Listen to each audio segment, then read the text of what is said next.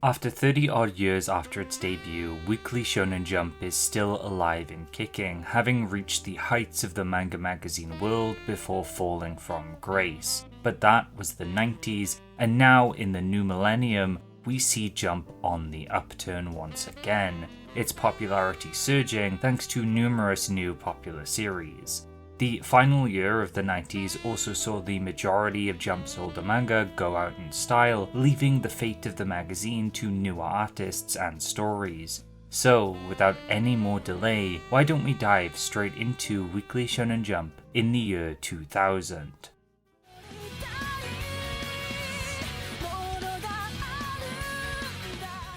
While I did mention that Jump at this time was holding strong due to the many new authors filling the magazine, this year would actually kick off with a few returning figures. Notably, Hirohiko Araki, after finishing the original run of JoJo's Bizarre Adventure in early 1999, would return not even a year later to serialize the 6th part in his magnum opus, Stone Ocean, with the series from this point onward being split into distinct parts. This would run for 158 chapters and 17 volumes, following the first ever female JoJo protagonist and one of the first female Jump protagonists in a few years, and when you consider that many of the prior ones were relegated to comedy, drama or romance series, this is a pretty big push forward.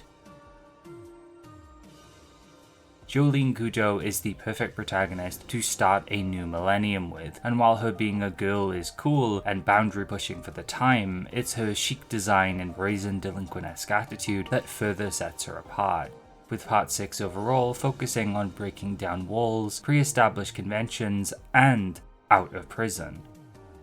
Framed for a hit-and-run murder by her boyfriend, lawyer, and sinister forces beyond, Jolene Kujo, the daughter of Jotaro Kujo, is thrust into Green Dolphin State Prison, Florida, seeing Araki revisit the USA some 10 years after Part 2. She has far more than just prison to deal with though, as soon she begins to develop a stand of her own after touching the remnants of a stand arrow provided to her via her father. Other stand users exist in the prison too, also brought out by the same stand arrow fragment, or through other means, though initially we focus on Jolene just surviving her day-to-day in prison.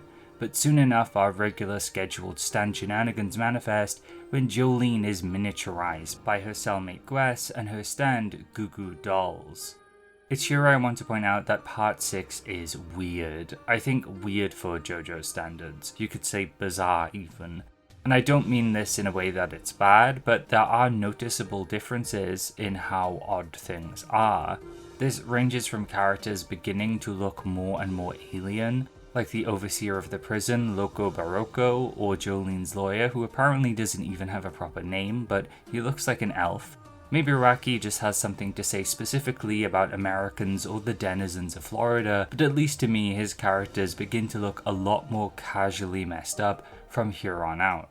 The ideas that are toyed around with also feel a lot more adult than prior parts. The opening talking about Jolene masturbating, Hermes hiding money in her breasts and getting assaulted, Gwes hiding a small human in the carcass of a bird to use as a pet, Emporio handing Jolene a random bone out of nowhere. There's a quality to Part 6 likely brought about by Araki having his first long break in over a decade, and that quality is bizarre.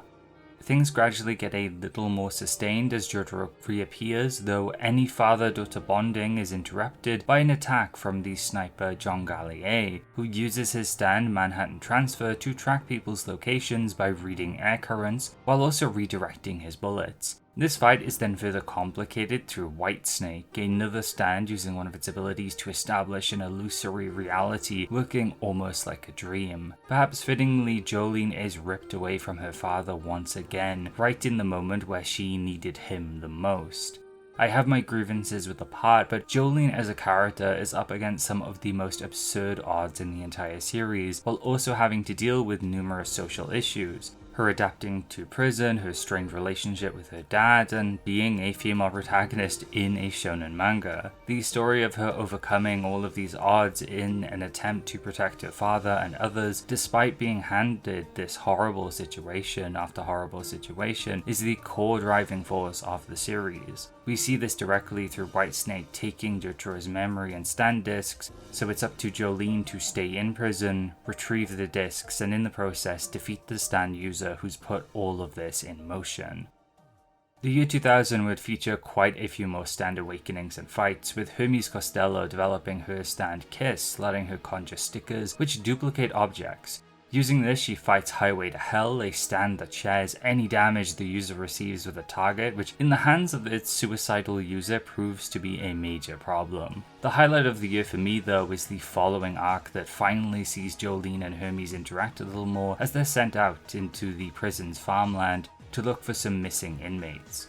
Here we get the paranoia-filled "there's 6 of us" arc, where the two stand users face an unknown threat that prowls the swamp, which turns out to be Foo Fighters, a sentient colony of plankton given a stand. FF is one of JoJo's weirdest but most interesting characters. They are their own stand, the disc given to them by the user of Whitesnake, granting them a form to harbour their intelligence, and while initially they act as a subservient guard dog, through conversation with Jolyne after being defeated, they begin to develop a broader mentality.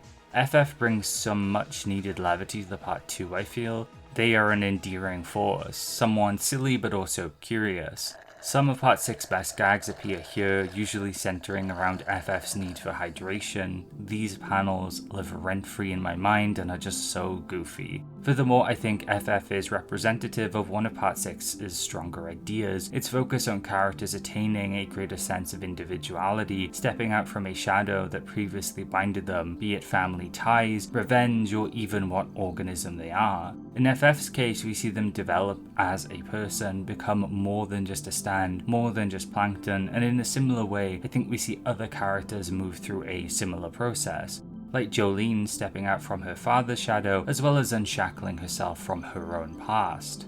Moving forward, the arc featuring Marilyn Manson debt collector sees the trio participate in a deadly game of catch where their money and organs are on the line, boosting the team's familiarity with each other, which is needed as often the cast get separated in the confines of the prison. We also get more cryptic looks into the rest of Part 6 sidecast at this point. Emporio, who has popped up throughout, shows us his mother's ghost room, conjured by her stand burning down the house. Weather Report and Anasui are also introduced, though they don't make much of an impression, with Weather going on to join Jolyne in her fight against Lang Wrangler and his stand Jumping Jack Flash. At this stage, I feel Araki is a lot more confident in interweaving scientific elements into his work, as this stand deals with gravity and Weather's deals with the weather. Both are explored in significant detail, and future stands would also touch on some similarly higher level topics, likely spurred on by Araki's extra research time. 2000 would also wrap up with a brief confrontation with the villain of the part, Father Pucci, an old friend of Dio's who's intent on completing his plan to attain heaven. So yet again, the remnants of Dio, the counterparts to the Joestar bloodline, rear their head yet again. Jolyne then approaches the prison's courtyard only to be shot, and in a climactic moment, thousands of poison frogs rain down, giving her the opportunity to send her father's stand disc to the Speedwagon Foundation safely via carrier pigeon. It's a crazy way to end this year's batch of chapters, with this event being one of JoJo's most famous and iconic due to its visuals alone. Injured and out of her cell, our heroine is in trouble, and next year would see Jolyne put through even greater hells as the part reaches its midpoint, which we'll discuss in the subsequent history video. As we close out, I do want to touch on a few things, as without a doubt people will mention Anasui's first appearance in the comments, with them being a lot more visibly feminine. All sorts of rumours have come out of this, that he was intended to be a girl in the first place, and Jump Editorial pushed against a romance between them and Jolyne. Though as far as I'm aware, Araki has mentioned wanting Anasui to be rather androgynous, or a character that at least toys with their gender presentation. I do want to focus in on the idea of editorial change though, as it's not the first time I brought up potential editor influence in JoJo.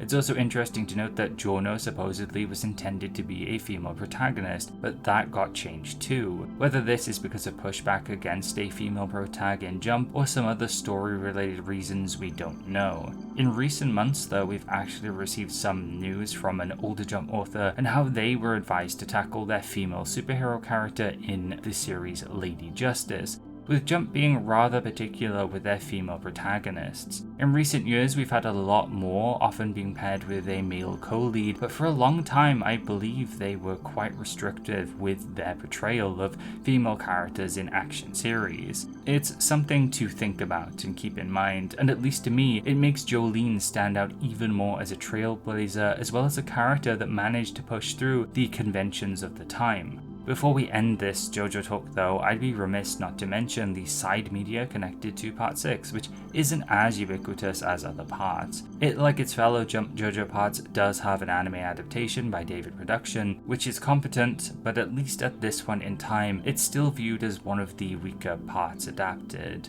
A few spin-off manga also exist, with Fujiko's Bizarre Worldly Wisdom, Whitesnake's Miscalculation being a one-shot from 2021, written by Shoei Moto, which depicts another stand battle Jolene would have had in Green Dolphin against the perverse Fujiko Fujiyama, which is quite fun. Jolene herself would also appear in the one-shot Jolene Fly High with Gucci, a collaboration with the famous fashion brand, with her going on to act as a fashionable icon of JoJo since, being the series ambassador for female characters essentially. While Stone Ocean doesn't have the same level of love in terms of side media, it has an enduring legacy, with many passionate fans holding it as their favourite story Araki has ever penned. The year 2000 would continue to open with a bang, as yet another veteran, Haruto Umezawa, would begin a similarly transgressive series for Jump standards, Bremen, lasting 82 chapters and 9 volumes. This would take the delinquent action found in his prior hit Hallelujah 2 Boy and interweave a focus on rock music, seeing its cast of lovable characters fight seedy criminals and bang out tunes to the heart's content. It starts with the amnesiac Kasuga Romeo meeting a runaway called Reiji. They both become fast friends and head off to Tokyo together in search of their dreams, which eventually leads to them starting the band Bremen, built on the core feeling of being free. Bremen is absolutely insane though, not only seeing bands fight other bands through song but also physically, while also having some of the wackier elements present in Umezawa's previous series. For example, at one point Romeo fights a snake and jumps off a multi-story school building, but that's not half of it either, as the larger part of the series involves psychoactive butterfly drugs used by Satanists. Their intentions to cause mass chaos through the creation of new genres of rock, like suicide rock, rape rock, and shooting rock.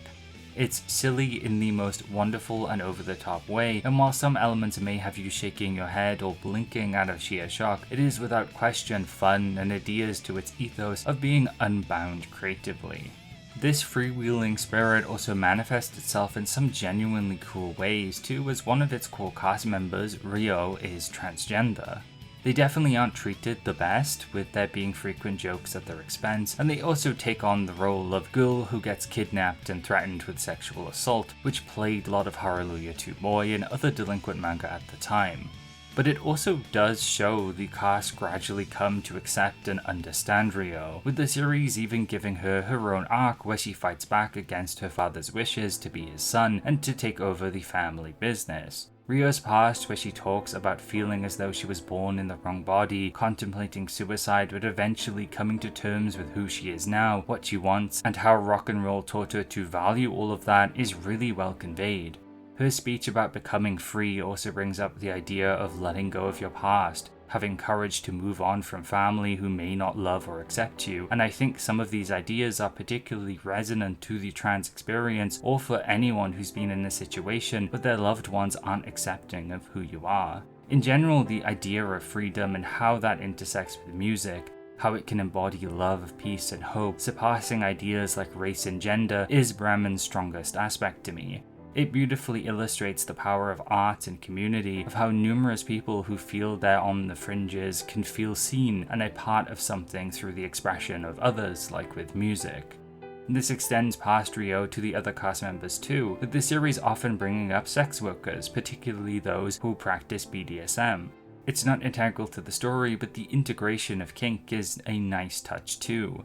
Everyone is different or weird in their own ways, but those differences can become our strength, especially if we come together. The origins of Bremen illustrates this perfectly too, going back to a fairy tale, The Town Musicians of Bremen by the Brothers Grimm, which involves a misfit collection of animals who were mistreated running away together to forge a better life.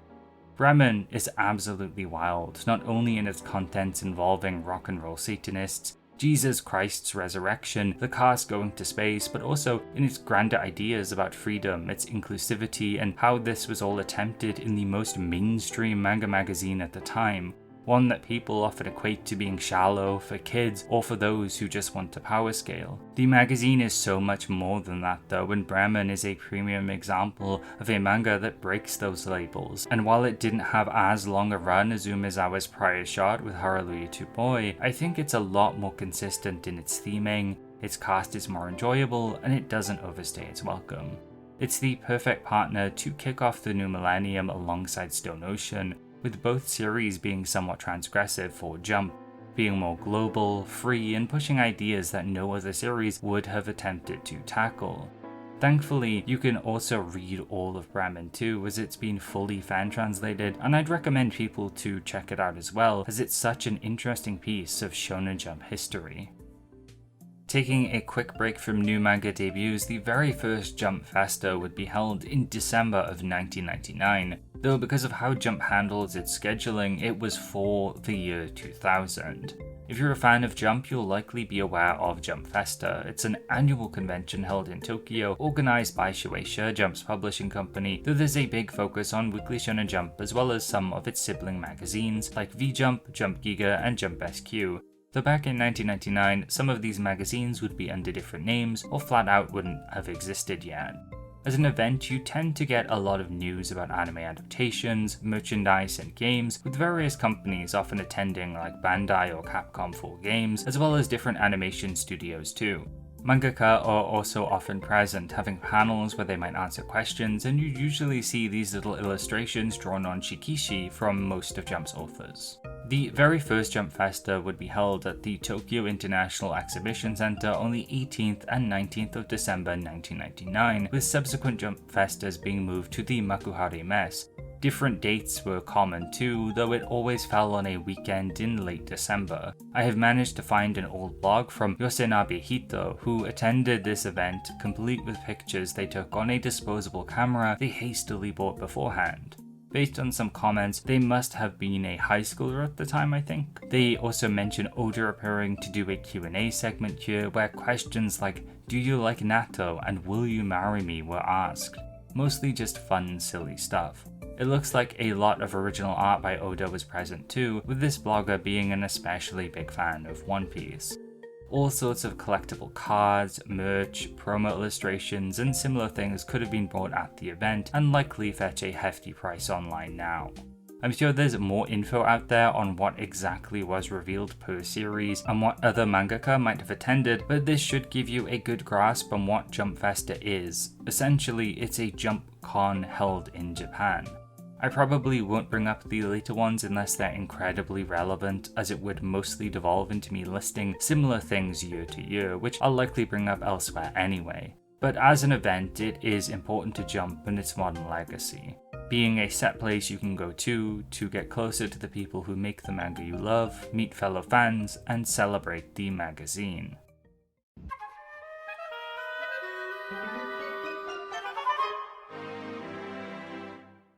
One Piece this year would be all about adventure, seeing the Straw Hats visit some of their first islands of the Grand Line, starting with Little Garden, a land trapped in time. Its jungle environs, dinosaurs and giants make it one of the most exciting locations of the series yet, and its structure where the crew splits up going to meet one of two different giants, Dory and Broggy, as well as more Baroque works agents, leads to a pretty exciting arc.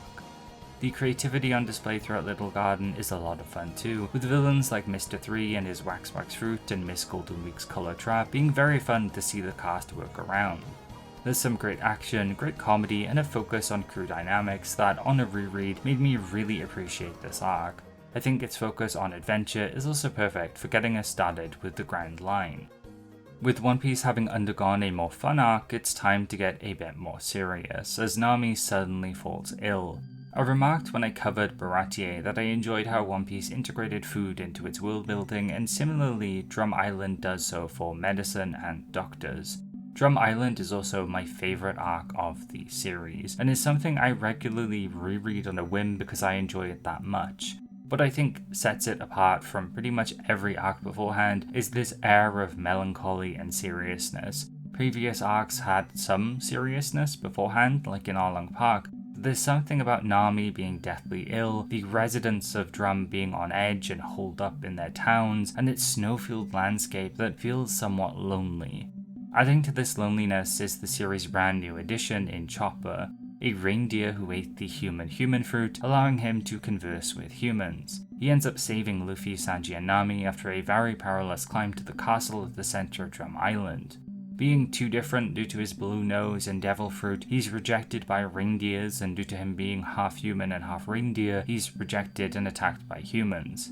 He's completely alone, but through a chance encounter with the Dr. Hiruluk, for the first time in his life he finds a friend, and alongside him he begins to learn medicine and how to treat others. How One Piece discusses medicine here is wonderful, interweaving this perspective full of hope and wonder with the cold, harsh reality of illness. Doctors are essential to our survival. People who can figure out what's wrong with us and subsequently help us are necessary for a functioning society. Beyond this, there is also the political implications of how doctors are used, with Drum Island being in a crisis of not having enough due to its despot Wapol taking almost all of the island's doctors for himself. Wapol is often seen as one of the series' weaker villains, perhaps because he isn't as cool looking or doesn't have an epic climactic fight, but what he is a great representation of One Piece depicting real-world evil. The people in charge, often the characters who the Straw Hats need to face off against, are power-hungry, greedy, and plain stupid, exhibiting traits like selfishness or hubris, where they hoard things like wealth or, in this case, doctors. But countries cannot function like this. The citizens make up its bones, blood, and heart and need to be supported and taken care of. All of this is conveyed in this arc, but it also builds up the wider ideas of what a country is and what injustices plague the world of One Piece and our own. To talk about all of it extensively would take a very long time, so I'm holding myself back a bit here, but I cannot stress how brilliant and interwoven Drum Island is as an arc. Aside from its masterfully done flashback, Drum Island executes some smaller things or overarching ideas concerning the series well too. Initially, when Luffy and Co reach the island, there's a moment where he impulsively wants to push through its gates, which leads to Vivi getting shot. Here Luffy has a rare moment where he ponders his actions and is forced to see the bigger picture. It's a case where the protagonist admits they're wrong, and I think it shows some very good growth on his part, integrating in Vivi's struggles and the idea of leadership that the Alabasta saga focuses on too. The other aspects of this arc I really like is how it begins to interweave the will of D into the story, mentioning it by name at the arc's end, but also this arc has a big focus on legacy as a sort of sub-theme, with Chopper taking over the legacy of Hiruluk and Kureha. Parallels can also be made through the will of D to Luffy and Roger, and the flashes of Ace could also suggest a sort of brother-to-brother legacy forming too. In contrast, we also see how Wapol does not live up to his father's legacy, which leads the country to ruin.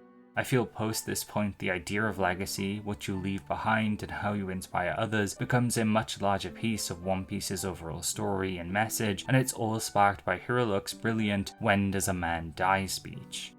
I neglected to dive into it a short while back because it's the crowning jewel of the arc and the moment where I fully knew I was in love with the series. One Piece is special and loved for so many reasons, but I think the biggest one is its heart, with most people likely pointing to these big resonant moments, usually flashbacks, when you ask what their favourite scene is or what scene got them hooked on the series. Chopper's backstory is that for me. It's simple, beautiful, and tragic, but in One Piece fashion, it takes that tragedy and fills its characters and readers with newfound hope. Chopper finally getting to see real pirates, find friends again, and feel like he's wanted is what the series is all about. The climax then, seeing Chopper and the Straw Hats repel Wapol and free Drum Island once and for all, is cathartic, further made more impactful by Hiruluk's cherry blossoms falling all over the kingdom. Luffy and co thus far have helped many individuals as well as small villages, but this marks the first time that liberation has been granted to an entire kingdom, and the story stakes will only grow larger and larger as next year in 2001, the crew would attempt to do the same for Vivi's own home country of Alabasta. Outside of the manga, One Piece would also enjoy a fruitful year, having its first movie debut, One Piece the Movie, very inspired title I know. It would debut at the Spring Toei Anime Fair in 2000, and with a running time of 50 minutes, it's not quite a feature film. I actually found this one very charming, with its cell animation giving it a different look to the regular Toei anime. It's also just really funny and understands One Piece's early crew dynamics very well. Coming in at pretty much the same length of time would also be the first TV special, One Piece Luffy Falls, Adventure in the Uncharted Oceans Naval. The first ever One Piece video game would also release this year too, on everybody's favourite cute little thing, the Wonder Swan. One Piece Become Pirate King would loosely adapt the East Blue Saga, as well as the movie I just mentioned too. Overall, it was a strong year for the series within Jump and outside of it, with the fandom steadily growing. Luffy frequently would also appear on covers, and the series had 9 colour pages, with most of those being the lead colour of those issues. The year would actually then end with the start of the Alabasta arc, though, for the most part, it would see pieces being put into place, with the introduction of a few new characters. Fan favourites in the enigmatic Bon Clay and Luffy's brother Portgas D. Ace would finally make their debut. The short amount of time we spend with both characters is a joy and offers a moment of respite. However, from deep within the country, we also get to see the antagonists, the remaining members of Baroque Works plotting. What they're up to is something we'll have to save for next time though.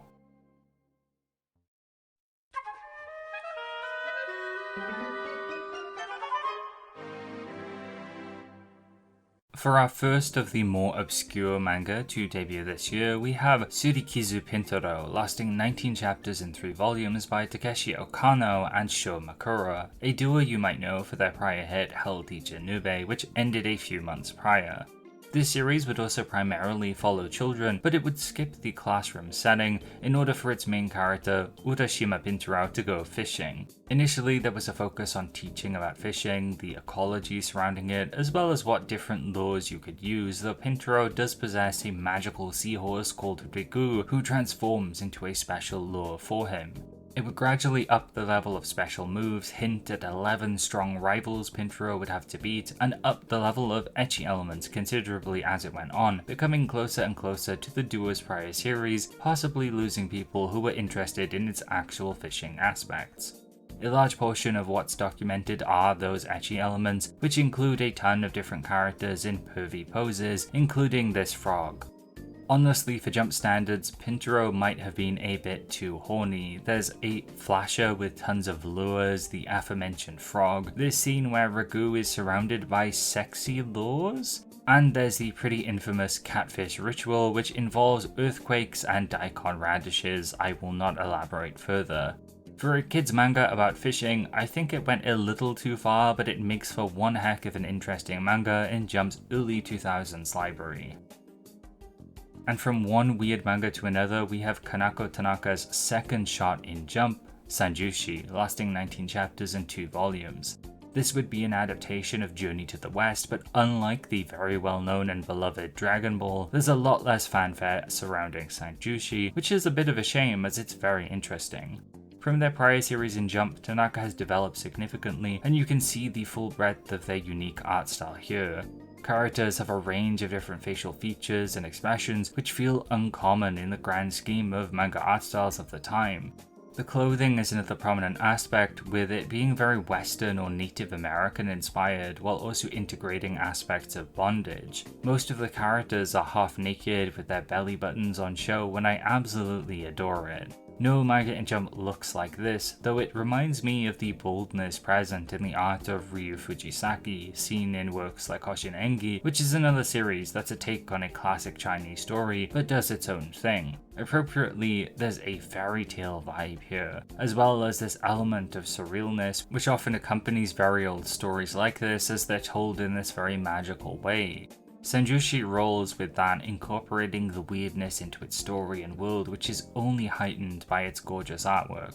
It would follow the Three Beasts led by Son Goku, a gang of bounty hunters who were contracted by a girl named Xuanzang to take out the notorious demon of Tenjiku, Shalama, and his 10 disciples. Along the way, they meet numerous other characters and engage in bizarre battles involving all sorts of magic, though there is somewhat of a focus on gunslinging as this Goku brandishes a handgun instead of a staff. As a work in Jump, it seemed pretty confusing to many, who often cite its characters as being hard to empathize with, especially Goku, though the series managed to get multiple color pages, including one just 6 chapters before it would end.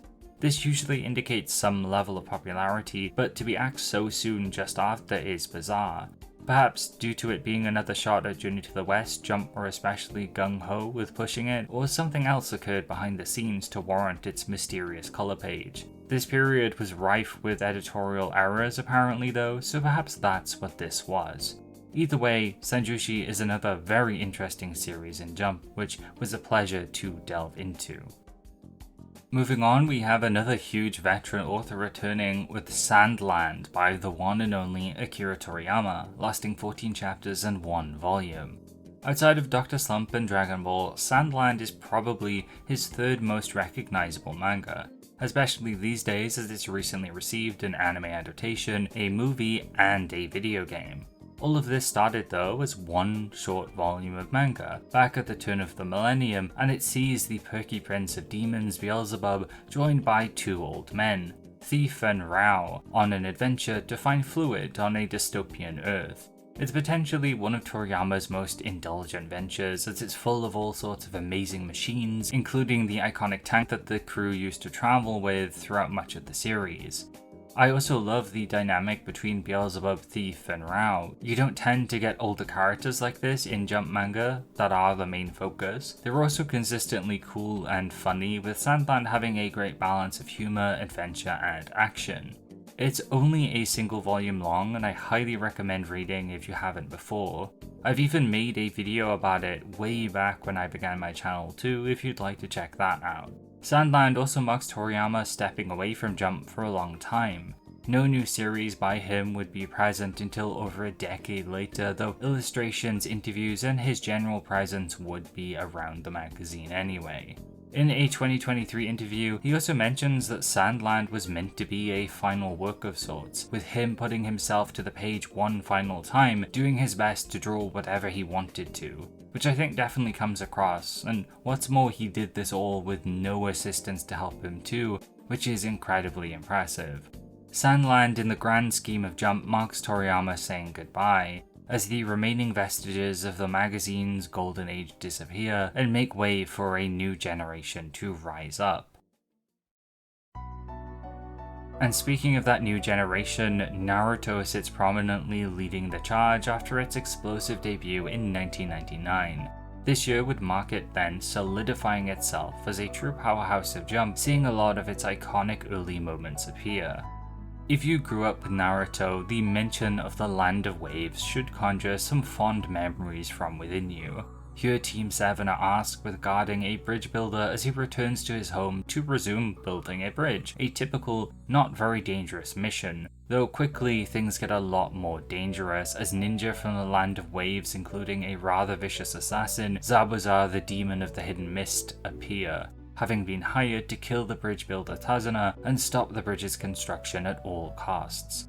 The Land of Waves is a great arc, giving us a more sustained story, an incredible antagonist who matches Kakashi's charisma perfectly, and throughout we also get a lot of development for our younger characters.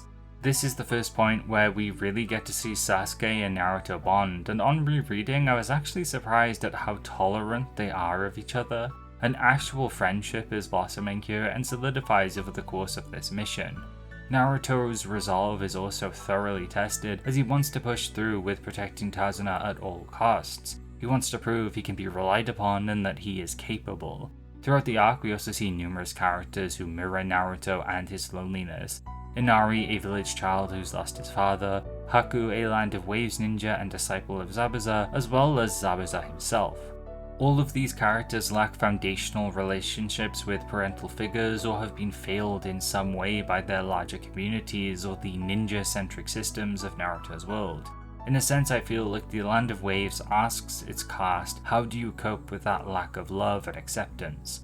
In some cases, there are people who look out for these people. Naruto is looked after by some of the village and Iruka. Inari, for example, does have his mother and the village he lives in who back him up too. And while Haku is a lot less fortunate, he still has Zabuza. They all deal with their grief in different ways, yet the less people they have to support them, the deeper they fall into this pit of despair. The final battle with Zabuza also sees Naruto converse with him, pointing out his mistreatment of Haku as well as what digging into what a ninja means to him. And while Zabuza asserts that he only ever used Haku as a tool, much like how he views himself, he can't help but cry at his passing. This is another fundamental aspect of Naruto it tries to discuss. What are ninja and what is their role? With Naruto fighting back against pre-established ideas that ninja are these disposable human resources, his journey to become Hokage necessitates he see how this world operate, the good and the bad, in order for him to push back against that to change it for the better. Zabuza and Haku act as a major instance of ninjas who do not fight against their assigned fate and live as tools, as that's what society has ingrained in them. It's emotional, backed by a grueling back and forth fight beforehand that has both groups battered and bruised. Kakashi brings his A-game though, throwing out different jutsu. Naruto also ends up going berserk as the Nine Tails manifests. Sasuke is at death's door as well. There is this tired, scrappy energy to it all, that by its end is solemn as Zabuza comes to accept Haku's death. Him then running across the bridge with only a kunai in his mouth to strike down his employers, which is a moment that's been emblazoned upon my mind ever since I saw it as a child. So much excellence can be found in this arc beyond its final confrontation too. The hints at Sasuke's backstory, Kakashi revealing his Sharingan, the little talks and discussions the cast have here and there to help build rapport, which is a smaller element of this arc I really like. The Land of Waves in general is a great arc at setting up the foundation for what the series is and what it's trying to tackle. With Team 7 firmly established, it's now time to build out the world and cast of Naruto even more, and what better way to do so than through an exam arc. Here we're drip-fed characters, other Konoha ninja squads, a prominent trio from the village hidden in the sand, as well as groups from other lands like the Sound Trio and this creepy collection from the village hidden in the grass. I have to give praise for how naturally all of these characters come about. It's a very smooth transition into having this extended cast, with many immediately making a big impression, like Gaara and Rock Lee. The initial stage of the exam is also quite fun, testing the resolve of its cast as they pass through its written exam, where the aim is to cheat without being caught. The numerous creative ways different shinobi pass is interesting and clues us in to their varied powers. Things really heat up though in the second stage, as each 3-person cell must delve headfirst into the forest of death and collect one heaven and one earth scroll. This part of the Chunin exams is so tense, with there being barely a single moment to catch your breath as shinobi hunt each other down in order to nab these scrolls. It's exciting, bloody, and almost scary with how many threats Team 7 have to come up against. The threat of Orochimaru also looms over the series here too, with Anko investigating some murders perpetrated by him, figuring out that among the many students, a grade A freak and massive threat is on the prowl. Sakura also gets a rare moment to shine by the end of the year too, seeing as both Naruto and Sasuke are heavily injured. I honestly think she gets a pretty bad rap, and while her writing isn't the most consistent, her cutting off her hair here and standing up for her comrades is a very cool moment. 2001 would heat things up even more, harboring some of the most iconic fights of the entire series, but that is something we'll have to save for later, and I will cover in the next history video. Next Jump would see a very interesting addition be added to the magazine. Normandy Secret Club, lasting 46 chapters in 5 volumes by Mikio Ito.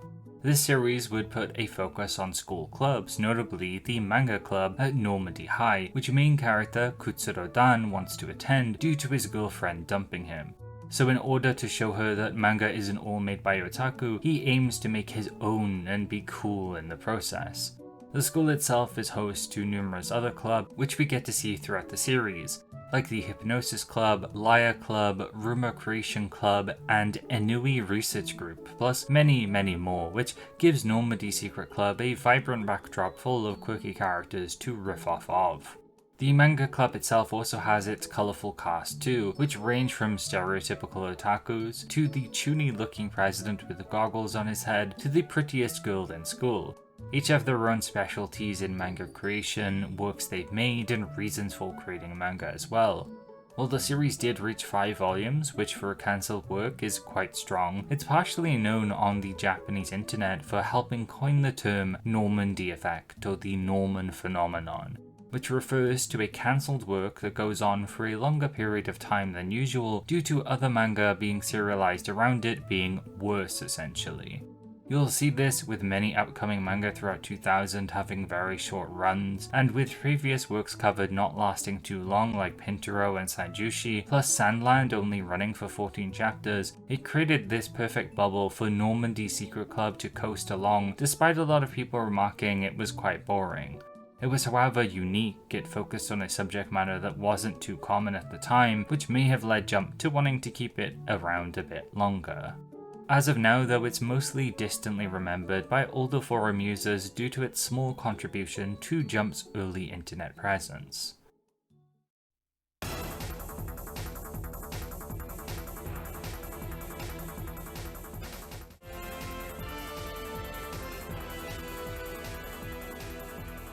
Moving on, we have one of the biggest hits of 2000, Black Cat, lasting 186 chapters and 20 volumes by Kentaro Yabuki.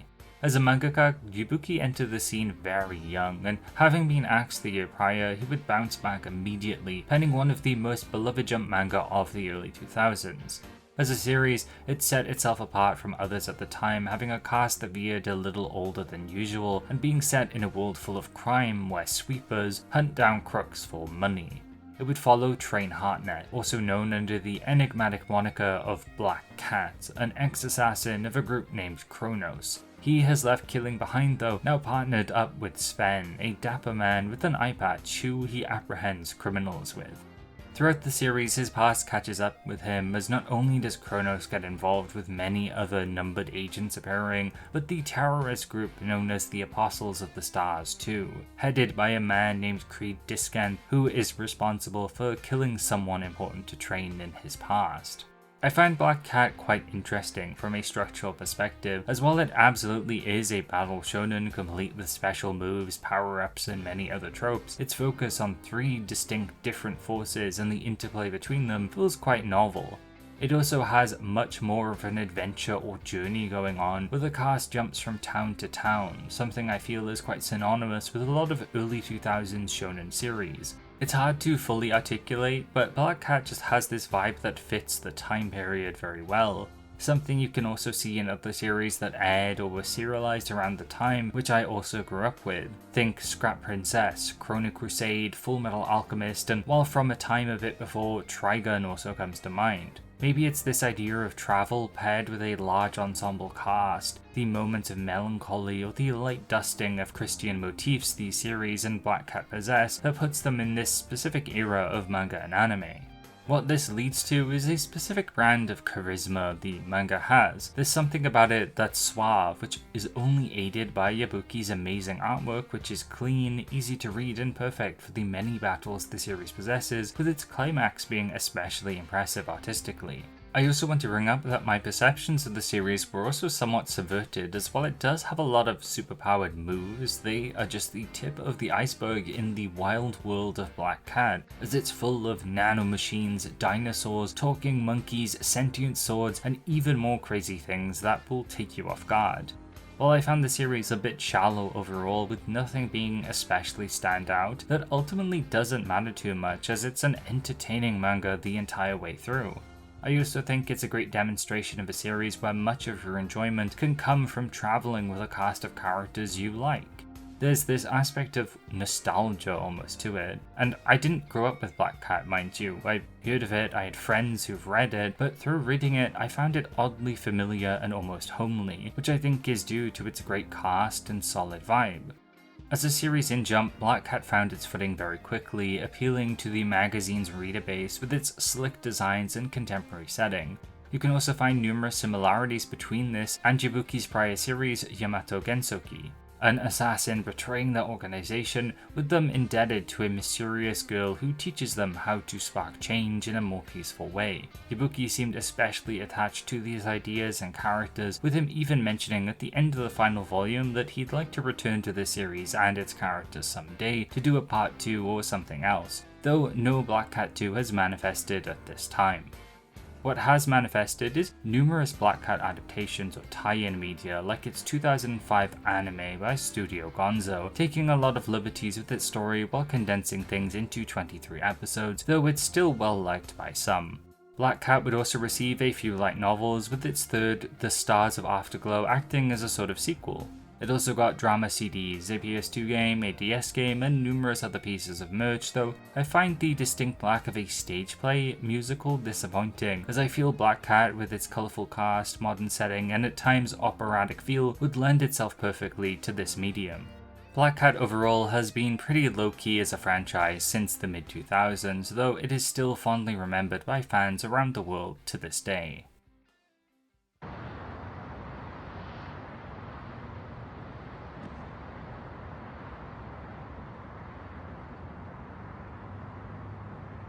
Black Cat in PlayStation 2. Popcorn.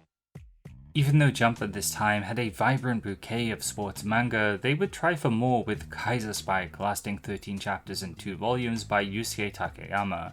This is a volleyball manga seeing its protagonist duo, Yukito Sumeragi, a short boy with high jumping power and spikes, pair up with Mikado Ryohei, his best friend, who is exceptionally tall but only can really set or toss balls. Together, the two attempt to rebuild the school's volleyball club, slowly gathering members, but by the time they had enough, the manga was cancelled, which is a tale as old as time, and a frequent set of events that still continues in Jump today, often leading to cancelled sports series.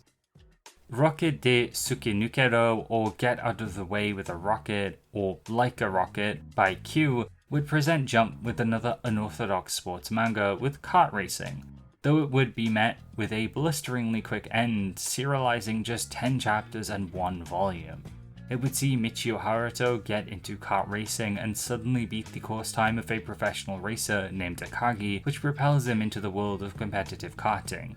It would build up gradually until halfway, where it had a sudden 2-year time skip. The protagonist then got a girlfriend out of nowhere and suddenly was an F3 racer. The series is mostly known for its sheer speed, and it also being around the time of the early internet and forum culture establishing, which helped it become this legendary cancelled work. This is also likely why Normandy Secret Club was memed on too.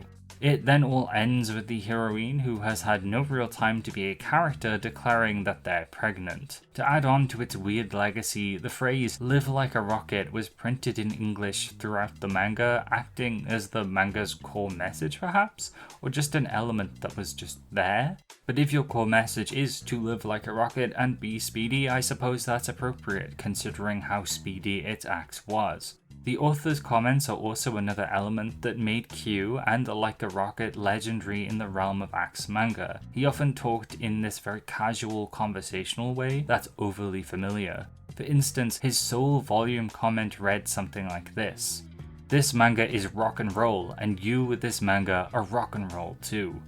In the pages of Jump, he would frequently use his author comments to also say something or pose a question while addressing one of the other mangaka within the magazine like he knew them.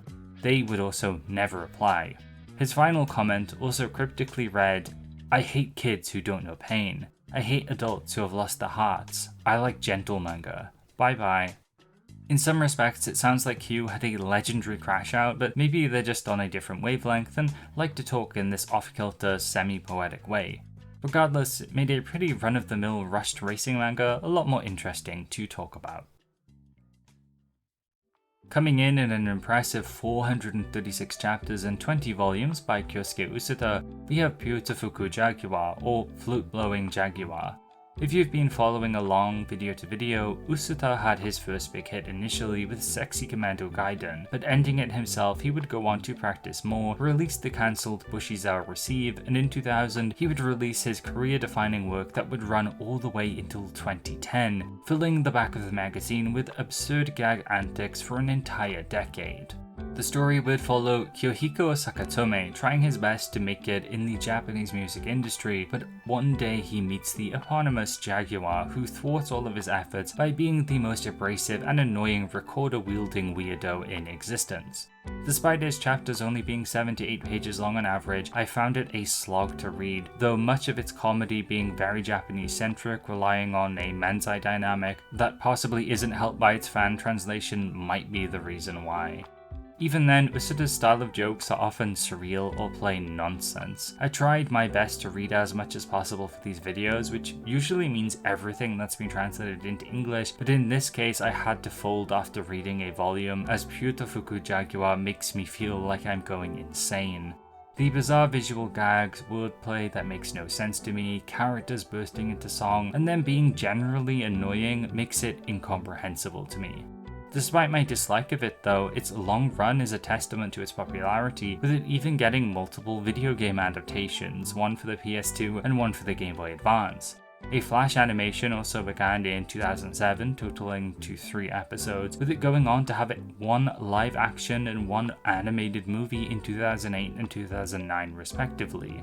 I want to stress that it is a comedy manga, which are very subjective in terms of enjoyment and its gags, so it may absolutely click with you like it did for Japanese readers in the 2000s.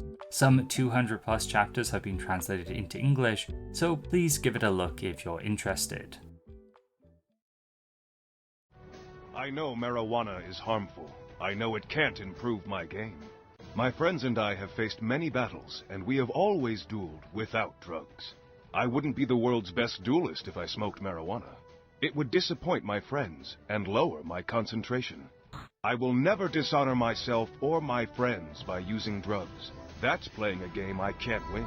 Following on from last year, Yu-Gi-Oh! Would kick the year 2000 off with a bang, seeing Battle City begin, a massive citywide tournament to crown the best duelist ever, and behind the scenes the fabled Egyptian god cards have emerged, with all 3 being present at this stage. Along with Yu-Gi-Oh's usual gallery of villains, Marek and his ghouls also run rampant, stealing cards and using counterfeit decks filled with busted strategies, potentially being inspired by the growing TCG at the time, which would have been beset with its own real-world issues regarding fake cards and other controversies. This manifests itself quite quickly into the year 2 as Yugi squares up against a rare hunter with an Exodia deck in order to retrieve Joey's Red Eyes Black Dragon. Yu-Gi-Oh! By this point has established its core cast and the dynamic between Yugi and the Pharaoh, but a huge part of the series moving forward falls under 2 core ideas: revisiting and coming to terms with the past, and crystallizing the friendships both have made thus far. Yugi having to face Exodia is a direct example of the former as you can get, allowing him to showcase his new deck and prowess as a duelist as he's outgrown his prior strategies. Here you also see a greater focus on grander strategies that make more sense in the actual card game. This deck is custom built to assemble Exodia and doesn't just have it splashed in like Yugi's first deck. Yugi also defeats him through milling cards, further grounding the current duel into something that feels more akin to the actual card game. I think it's really neat that despite Exodia decks being a powerhouse at the time in real life, Takahashi goes and shows that you can use any cards, like your favorite cards, to overcome them. In real life, Yuki's deck would most likely brick or not be very effective, but it's the heart and sentiment of all of this that counts.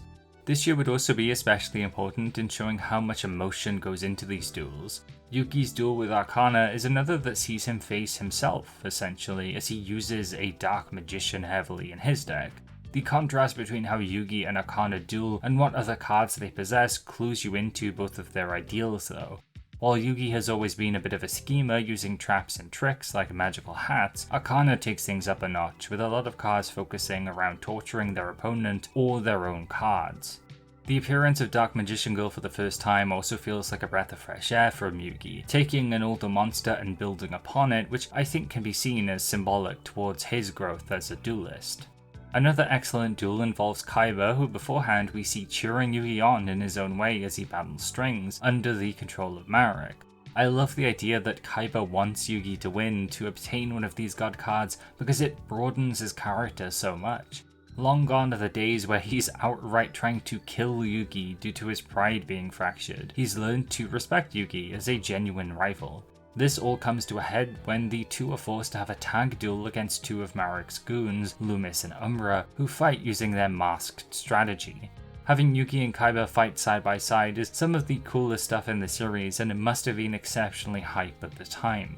What's more is Yugi gets to directly test Kaiba here to see if he's changed. The only way forward is working together, and while Kaiba pushes against this initially, it's their unity that nabs them the win. All of this so far is great. It's some of the best Yu-Gi-Oh has ever had to offer, but the end of the year gives us one of the best duels in the entire series, and personally, one of my favourite portions of any story ever. Marek, having mind-controlled both Taya and Joey, has them in his clutches and forces Yugi into a suicide duel in order to reclaim Slifer. Both friends are chained to an anchor, and should one win, they'll get the key to their cuffs while the other plummets into the cold depths of the ocean below.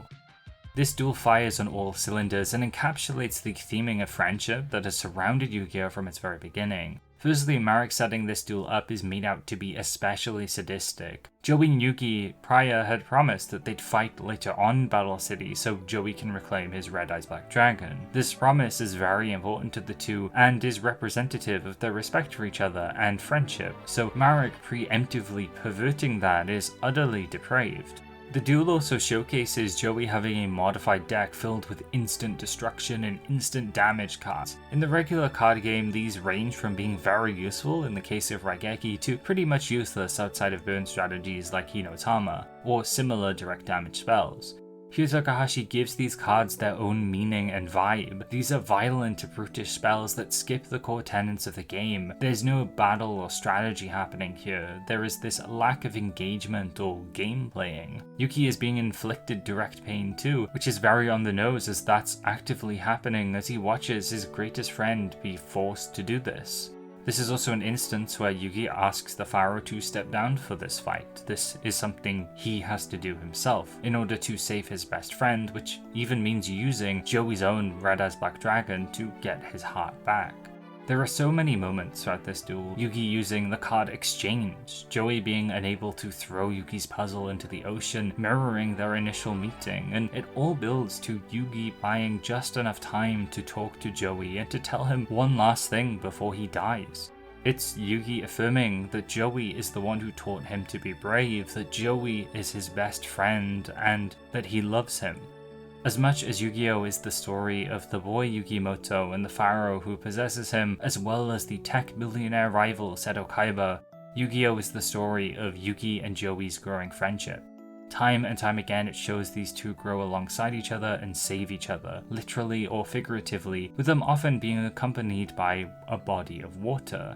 Joey throwing the puzzle piece into the school pool, Joey diving into the water to retrieve the pieces of Exodia Weevil threw overboard. Even the meeting prior to this at the pier where Yugi shares his star chips, the very pier they're on now.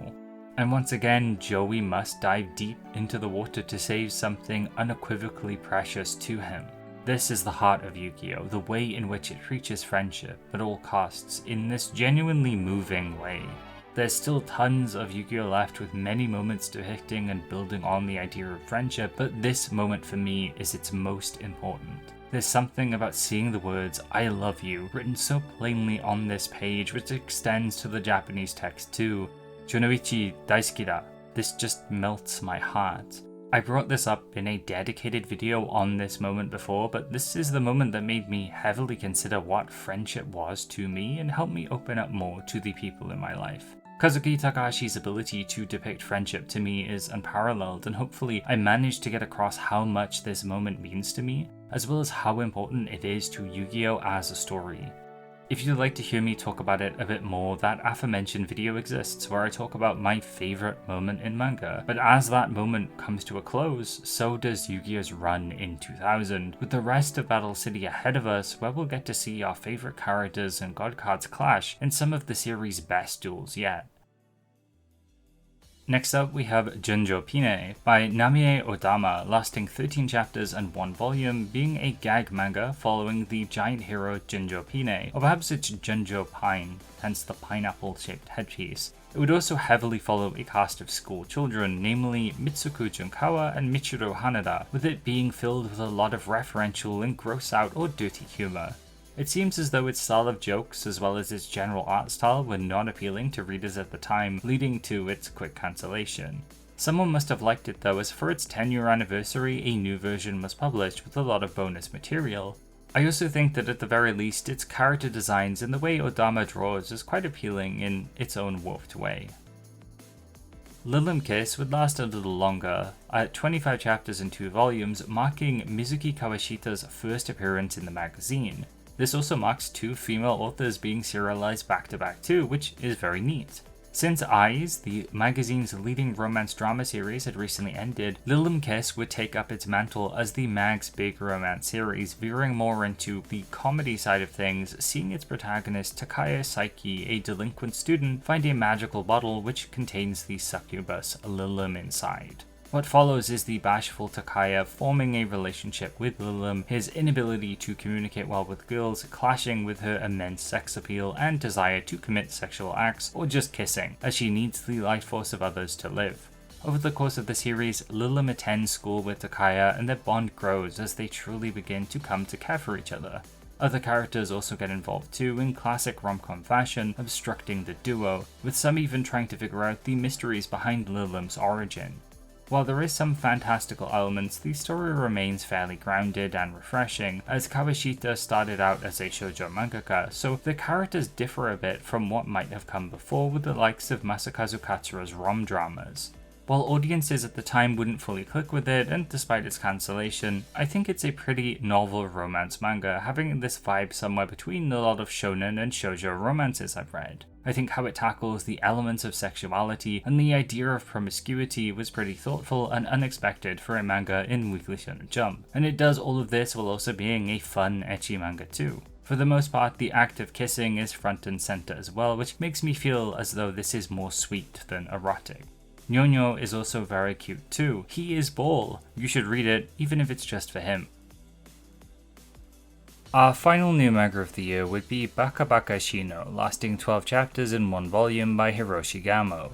This would be his signature wordy style of gag manga following Shino Nozomi, a schoolboy and newfound prince of the Shino kingdom who has the ability to transform into other Shinos through the power of a magical nameplate containing 1,000 names. Throughout the series, he would battle evil villains trying to take over the world, but for the most part it was comedic, focusing on wordplay surrounding names. Though other forms of comedy existed within it too, like some pretty brutal slapstick. I think this goes beyond slapping though. Its cancellation would be quick, with many not finding it to be very funny and the absurdity making little sense. This would also mark Hiroshi Gamo's final manga within the magazine, unless you follow the theory that he is secretly Sugumi Oba, the writer of Death Note and Bakuman. As a manga though, Bakabakashino is one of the weirder yet least interesting series I've come across in my Weekly Shonen Jump travels.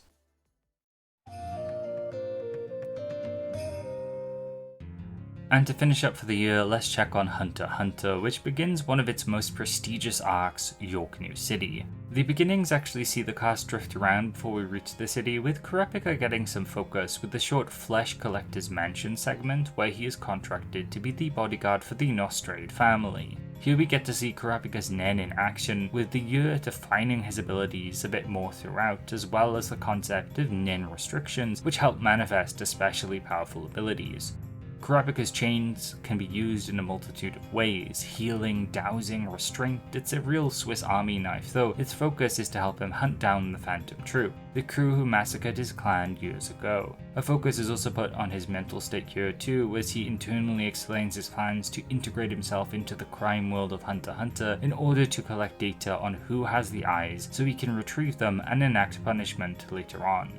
These elements are things I'd forgotten about over time, so being reminded of how thorough Togashi is with establishing his character motivations was very enjoyable. Equally, another aspect of early Yorknew I forgot and especially enjoy is Gon and Killor's hunt for Greed Island. While still at Gon's home, Gon and Killua continue to hunt for Ging using the objects they receive in the Nen box as clues, one of which is a memory card for a Joy Station containing data for a game called Greed Island. The process of looking into Greed Island on the net, asking for help from Killua's brother Miluki, and overall researching made me perk up, as it's very similar to a lot of the work I do when looking for things for videos like this.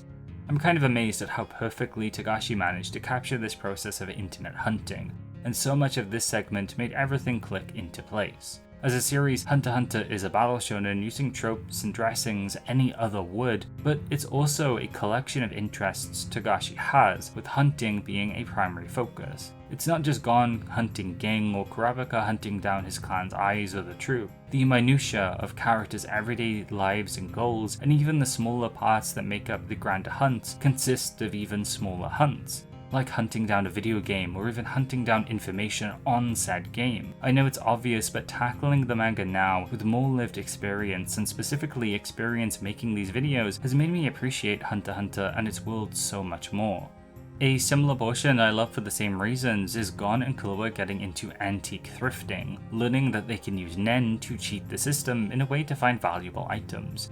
It's so indulgent here, as Togashi splices real-world ideas with fictional ones to make this rich and colourful world full of pots, statues, and bric-a-brac. Something I'd imagine people complaining about not being interesting or relevant to the plot, but it's so engrossing and ties into the idea of the hunt. This is what Hunter x Hunter is all about, looking for random pots. Throughout we get a lot of bonding moments too between Gon and Killua, as well as Leorio, who is back for a portion of this story too. As well as this, there's some very neat character moments, like the boys meeting Zephyr, with him doing his own little character analysis of Gon. Gon at first seems simple, he acts that way, like a child as well as a shonen protagonist, and the story also pushes you to think that way by referring to him as an enhancer. He's simple and to the point, though seeds are planted here when Zephyr thinks to himself that Gon is a bit too straightforward in some respects. He's not just concerned with whether things are good or bad, he is instead driven by an innate curiosity. There's hesitancy there, almost fear over what Gon could be, some excellent foreshadowing. I also like the idea that Gon thinks broader than just good or bad too, which goes outside of morality into concepts like art when referencing Zephyr's pottery. It's an underrated way of looking at things. Not in this binary good or bad way, but a broader one full of context where you want to learn about any given thing. I relate to it a lot, and I'd like to think it comes across when I examine and talk about manga on the channel. If Yorknew was only about these aspects, Gon and Killua hanging out with Leorio and Zephyr, antiques and auctions, it might be one of the best arcs of manga of all time. But it's even more than that, as for most readers, the highlights aren't related to any of these events but Kurapika's side of the story and the introduction of the Phantom Troupe. Up until this point, we've heard mention of the troupe here and there, and seen 2 of its members, but all of a sudden we dropped the rest, with it totaling at 13, and maybe I'm biased as a fan of the series who's read it before, but there is an immediate impression made, especially from its leader, Crollo Lucifer. I love how everything begins to intertwine here too, with Kurapika guarding the Nostrade family, which involves attending Yorknew's big auction. Gon and Killua are also after any copy of Greed Island they can find at said auction, and the Phantom Troupe are also here to steal from the auction, so it's all a big countdown until they all intersect, with there being a lot of back and forth throughout this year's chapters. The interplay between Kurapika, the Mafia, and the troupe is very exciting, seeing Togashi juggle some 30 plus relevant characters, and while not all of them are standout, there's a lot of memorable moments, like Uvujin squaring off against the Shadow Beast, and the eventual fight between him and Kurapika, where his powers and sheer wrath are on full display. The art to this point is gorgeous too. I find Togashi's page compositions to be brilliant. The use of chains from Kurapika helps a lot, but the various characters and the Nen abilities make every scene visually engaging. As the days of September go by, Hunter x Hunter's ensemble cast becomes one of the biggest strengths as we get meetings between Gon, Killua, and the troupe, with Hisoka being there too. Crollo squares up against the Zoldycks, who have also been brought into this arc too in order to hunt him down, which is another especially cool fight. But I also mustn't forget the Spider's Requiem. Here Crollo acts as conductor as we see the troupe wreak havoc on Yorknew after the death of their beloved comrade, with glimpses at some of their abilities in action. It all culminates in them faking their deaths and robbing the auction anyway, leaving us off with them committing a perfect heist and Kurapika festering in a super of regret and rage after failing to take them out, as well as having to bid in the auction on his own clan's eyes. Yorknew is not over yet though, with more to come in the 2001 history video, but before that, and before we wrap up the video, we have to go into our next segment. It's Hiatus Watch. Welcome to Hiatus Watch, the silly little bonus portion of the history videos where we check on how much Hunter x Hunter was on hiatus this year. Togashi missed 13 issues in 2000, with a sprinkling of one-chapter gaps here and there and a few noticeable breaks, with one being a big gap around chapter 88 when Gon and Killua are hunting down Machi and Nobunaga, and another at the end of the year after the events of September 3rd. No artwork in the volume releases feels rushed though. Perhaps the magazine chapters were, I'm unsure, I haven't read them and don't have access to probably thousands of pounds worth of magazines to check. Overall though, I think Togashi paced himself very well this year, and aside from health reasons, perhaps he needed time to actually plot out what was going to happen throughout Yorknew as well, as it's a very complicated arc with a lot of moving pieces. Well, that's all for Hiatus Watch this time. I'll see you again for more Hunter x Hunter very soon. 2000 overall was an interesting year for Jump, not being quite as explosive as the prior 3 years, but with its stretch of huge titles in 1997 to 1999, there wasn't even much room for more breakout successes. Instead of focusing on getting more of these, the magazine seems to have been looking toward increasing variety, as well as giving older authors one more shot. For what was most popular in the magazine at the time, we have One Piece, Hunter x Hunter, Naruto, Hoshin Engi, and Shaman King for battle manga. Yu-Gi-Oh! And Ikaru no Go put a focus on games, but were both powerhouses in their own right. For sports manga, Jump was killing it with Rookies, Whistle, Rising Impact, and Prince of Tennis. New debuts like Stone Ocean and Bremen saw even more battle manga be added to the magazine, though their settings and contents were very different to the other series at the time. Eyes at this point acted as the sole romance drama manga, and for comedies we have the ever-reliable Kojikame, joined by Sekimatsu leader Den Takeshi and Hanasaki Tenshi Tenten. Romances and Zombie Powder were then left as the sole 2 manga which wouldn't go on to have extended runs, ending shortly into the year. Alongside those 2 cancelled works, Eyes would end its run, seeing Masakazu Katsura leave Jump after a very fruitful career, arguably being the face of romance and ecchi manga within the magazine for a solid decade plus.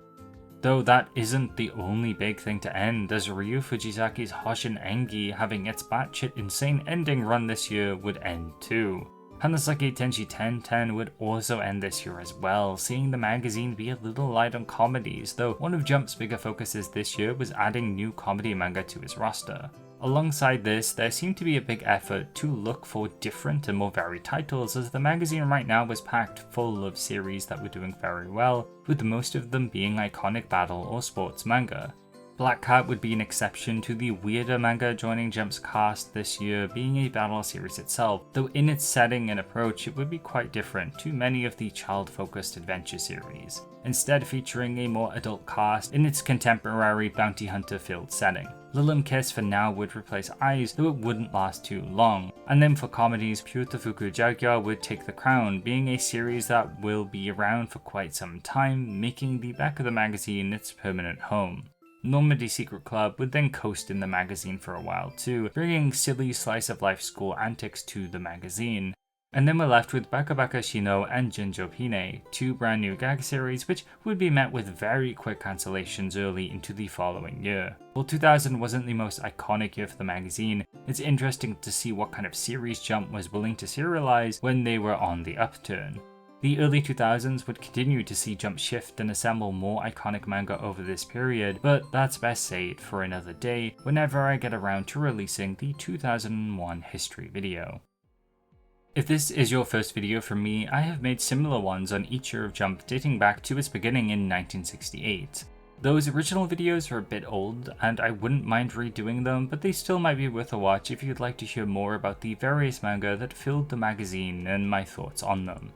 Also related to this video in particular, I brought up a few of these manga in my most recent video on how the internet shaped Shonen Jump in its early years. It's not an especially comprehensive video, but there are some interesting tidbits which you probably would enjoy if you've watched this video and enjoyed it up until here. If more modern Jump manga are your thing though, I also tend to talk about the newest Shonen Jump series on my channel too, either focusing on the newest debuts in the magazine, or talking about cancelled manga in my X-Files series where I take a lengthier look at those series, where I give them a bit more time to shine. Liking, sharing the video, and subscribing help me a ton out too, so if you'd like to see more videos like this and be kept updated so you know when the next one of these is coming out, you can do all of those things and I'd be especially grateful. I also have a Patreon as well if you'd like to support me more directly, which has been invaluable in helping give me the time and resources to make all of these videos. Patrons also get access to some smaller bonus vids and can suggest what cancelled series I cover now and then in exclusive polls. If you join the $3 tier or higher, you'll also get a unique little doodle drawn by me to represent you in the credits of my videos, like the following cool people. Thank you. Trinity, Jade, Kazukugaru, Suraquil Zero, Holly the Apothecary, Mayu, It's Fako, Yellowtail, Lay Sloggett, Crispy Bacon, Cho Henshin, Full Metal, Unquestionable, Yozakura Psycho, Wurzel, Violent, Cactus, Joni, City Name E, Vina Burrito, Caffeine Dad, Cryonaut, Crash, 41IZ, Hong, Jamie Reynolds, Manu, Poke Emblem, James Miller, Jopa Monkey, Just a Virus, Star Sphinx, PK Broly, Fenrir Black, Elijah Espinoza, Neo Humanoid, Mark Nielsen, Electropirate, Jay Vasso, Three Frogs in a Trenchcoat, Sir Flash, Gay Shark, Slimy Okra, Giddista, Wavy Sky, TG Talks Manga, John Jerry 722, Andrew, Xenoman, Missile, Tara Elizabeth, Stratomega 13, Dennis Tambik, Jubei, Lise, Frog Dude, Back on Earth,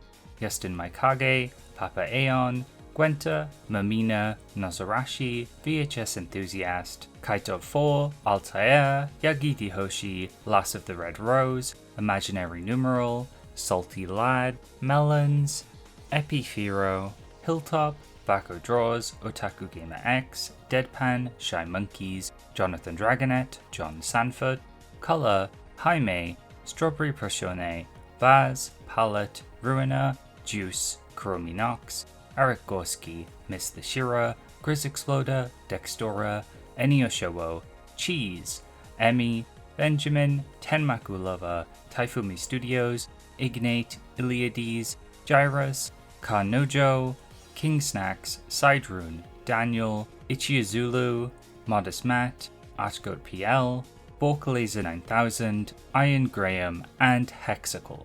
Thank you all so much for being patrons, and as always, thank you so much for watching. Remember to be kind and take care.